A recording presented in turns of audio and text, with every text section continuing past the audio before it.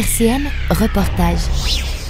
Reportage aujourd'hui à l'EHPAD Saint-Déodat où l'établissement propose avec son partenaire le CCAS de partager pour 4 bénéficiaires de ce dernier un repas avec les résidents le dernier jeudi de chaque mois. La ville de Saint-Dié a souhaité mettre en avant cette action en organisant un point presse à l'occasion du repas ce jeudi. RCM a rencontré la directrice Nathalie Parmentier et Justine Brisvanter, conseillère en économie sociale et familiale au CCAS, mais aussi Bruno Toussaint, le maire de la ville, venu partager ce repas pour l'occasion. On a créé un partenariat ensemble, on s'est rencontrés en fait durant cet été, voilà, pour faire un petit peu transparaître ce qui se passait dans nos établissements et puis pour faire le lien avec les personnes qui sont au CCAS et qui sont souvent en difficulté. Voilà, l'idée c'était de les intégrer. Nous on fait des repas à thème en fait tous les mois avec nos résidents. L'idée c'était d'ouvrir un petit peu pour dédramatiser l'EHPAD. Voilà, donc on s'est dit qu'on allait intégrer les personnes du CCAS qui vivent soit en résidence autonomie ou à domicile, c'est tous des gens qui seraient susceptibles de venir. En fait. Le CCAS sélectionne 4 personnes, donc on invite au maximum 4 personnes à partager ce temps convivial avec nous, sur le temps de déjeuner et sur l'animation de l'après-midi. Mais c'est des choses qu'on fait nous ici tout le temps. Donc voilà, on s'est dit que si on faisait ça, ça recréait le lien en tout cas avec les personnes, qu'elles allaient pouvoir échanger ensemble et avoir une image un peu plus positive de l'EHPAD parce que souvent, c'est le dernier lieu, c'est un miroir et on avait envie de dédramatiser ça pour qu'ils aient moins peur si jamais un jour ils devaient y aller. Que des gens mobilisent nos résidents tous les jours, ils sont stimulés à tous les repas, midi et soir, ils ne sont pas en chambre et c'est notre cheval de bataille en tout cas d'avoir cet accompagnement-là pour éviter qu'ils perdent trop rapidement leur autonomie. Voilà. Alors les personnes qui vont venir, ça va être des personnes qui ont pour projet d'intégrer l'EHPAD mais qui se posent question d'intégrer ou non l'EHPAD. Pour découvrir comment que ça se passe, ça peut être à la demande des familles aussi, qui sont un peu loin, parce que la personne est isolée. Donc qu'elle puisse intégrer une collectivité, où elle sera en sécurité aussi, et qu'elle puisse bénéficier de liens. Et c'est des personnes, oui, qui ont envie d'avoir du lien social, de partager un moment aussi. Parce que quand ils arrivent après en EHPAD, il y a des phénomènes de rupture, c'est compliqué, c'est des hospitalisations régulières. Donc l'idée, c'était un peu de se dire, s'ils ont moins peur, voilà, déjà on va éviter tous ces phénomènes de rupture si un jour ils doivent intégrer un EHPAD.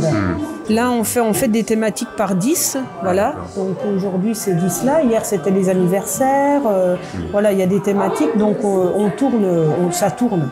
Et au CCAS, vous gérez combien de personnes au quotidien?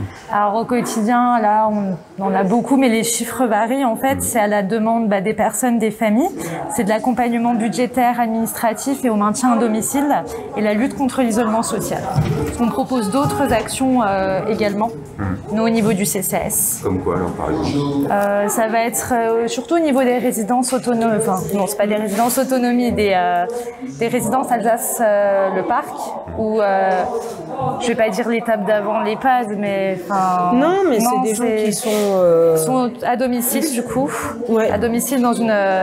Ils sont chez eux, mais comme chez nous, en fait. Mais ça dépend comment les maladies évoluent, les pathologies évoluent, et effectivement, en fonction de ça, dans les résidences autonomie du CCAS, c'est le SAD en fait qui intervient, c'est les services d'aide à domicile.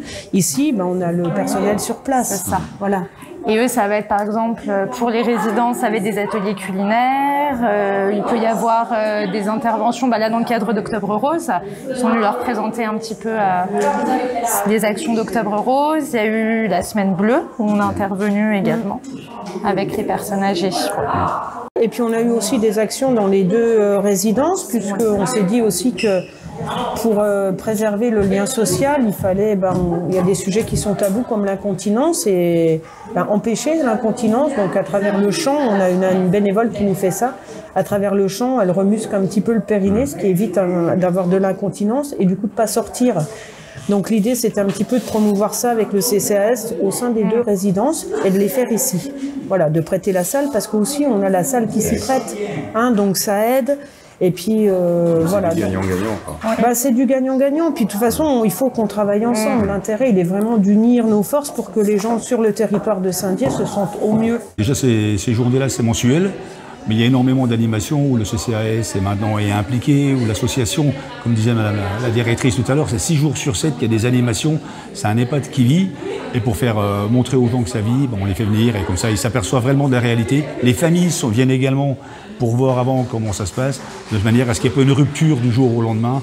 Et c'est un travail qui est bien préparé et qui permet aux gens d'y arriver avec un léger sourire quand même et pas que la larme aux yeux.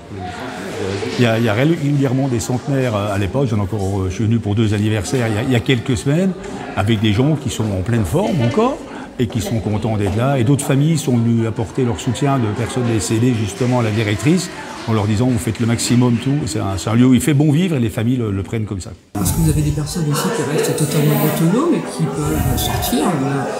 Ils commandent un taxi, elles sont vont faire des visites. Non, mais c'est pas une prison. Hein. Ouais, c'est ça. Bien sûr, les personnes qui ont une mobilité réduite, elles sont obligées d'être accompagnées, c'est tout à fait normal. Mais quelqu'un qui est mobile et qui peut se débrouiller, voilà, il suffit de signaler pour son bras. Là, aujourd'hui, il y a des lunettes, il y a de la musique régulièrement. Là, ça manque pas de... Et la culture aussi est bien présente au niveau de la structure. Il y a du dessin, ils font des cours de dessin avec l'école de dessin, il y a des chorales des collèges ou des lycées qui viennent participer, il y a des balades avec des animaux qui sont faites également. Enfin, il y a toujours quelque chose qui se passe le mercredi après-midi, c'est lecture. Il y a des bénévoles qui viennent lire des textes, des petits passages pour les résidents qui sont intéressés. Il y a toujours quelque chose, ça n'est pas de qui vit. Vous avez des résidents artistes, hein. Oui. Ah oui, de mémoire, pianistes, peintres, etc. Et du coup, continuer leur art ici pour les résidents. C'est important. Ouais.